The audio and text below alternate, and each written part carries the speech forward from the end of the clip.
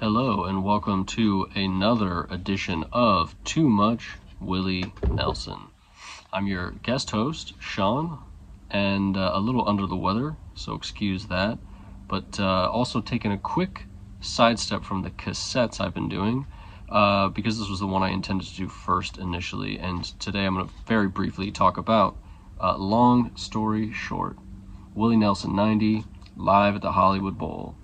I wanted to do this first because your regularly scheduled host, Will, has been obviously doing this for quite some time, and it sort of aligned with a Willie Nelson show at the Hollywood Bowl, and that was Outlaw Fest, which was my third time seeing Willie Nelson, and all three times were a part of Outlaw Fest. That show that Will and I went to was at the Hollywood Bowl, and also included Bob Dylan, of course.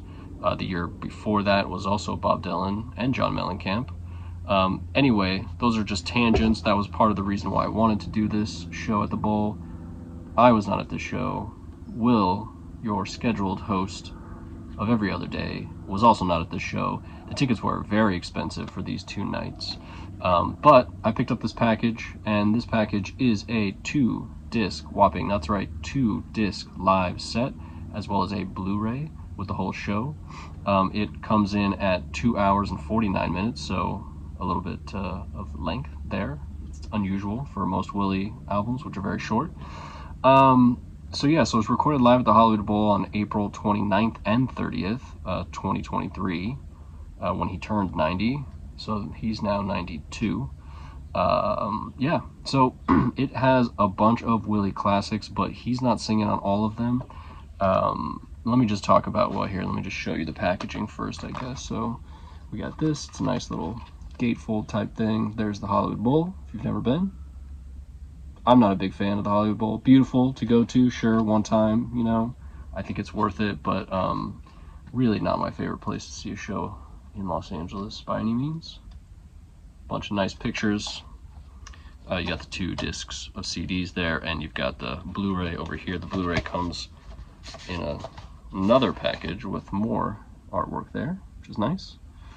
So the big differences here between the Blu-ray and the CD, just in case you're thinking to yourself, do I need this, is that the Blu-ray has the whole show, of course, as do the CDs, plus all of the guest speakers, and there's quite a few guest speakers who are introducing the artists and all that kind of stuff. They're all sort of there, and they're not very present on the CD as much, if I recall. I listened to it twice, but now I can't remember because it's been a minute, but I did watch the Blu-ray recently. And you got a nice images here of all these people, all the guest artists as well as the speakers. Helen Mirren was the person kind of, it seemed like, hosting in a sense. But then other guest hosts came up, like Ethan Hawke. I almost said Ethan Hunt. Ethan Hawke, Woody Harrelson, just some other Texas people I feel like that. So, classics. Anyway, more photos in this booklet, more information on everything, but let's just talk about the tracks. So there's a ton of them. I don't know the count off the top of my head, and the back of the CD doesn't really say, so it looks like we're looking at 36 songs, maybe 39 on the Blu-ray, looks like. That's actually the Blu-ray. On the Disc 1, you got 19 tracks on CD Disc 1, 19 tracks, 20 on Disc 2. So 39 songs. That makes sense. So we got a bunch of people playing on this, all right? Let's talk about some people I like and really enjoyed their performance. The second song on the first disc, is Yesterday's Wine, a song we all love, played by Charley Crockett. I'm a big Charley Crockett fan. I know Will is as well. I'm sure you are too, but if not, give him a spin, or give this version a spin because it's nice. Let's see what else is on here that I really liked. Cowboys Are Frequently Secretly Fond of Each Other is a great song, and Orville Peck does it, and it's very nice. Dwight Yoakam, the great Dwight Yoakam, does Me and Paul, which is fantastic. Dwight Yoakam coming to the Greek Theater this year. Will I go? Will I not go? Will I finally see him? We'll find out. It's been long overdue. I am a huge Margo Price fan, big into her, so she's here with Waylon Payne singing Georgia on a Fast Train, which is great. One of my all-time favorites, Rodney Crowell, is on here as well. He sings with Emmylou Harris, Waylon Payne, and Mickey Raphael. They sing It Ain't Over, which is his own song. There are a few of those instances, I feel like, where there's songs on here that I can't remember, to be honest. Like, has Willie Nelson played It Ain't Over? I should have researched that. I apologize for not doing that. Lyle Lovett's on here. Beck's on here. Beck is if you're looking to send anything in the mail to Will, your regularly scheduled host, he'll accept anything Beck related. Not Jeff Beck, just Beck. If you want to send him some Beck stuff, please send it to his address. I can send you that if you need that. He loves Beck. What else we got? We got Rosanne, Cash. We got Kristofferson, which is kind of crazy. I guess I should have said what some of these songs are. Lukas Nelson plays, of course. So does Micah.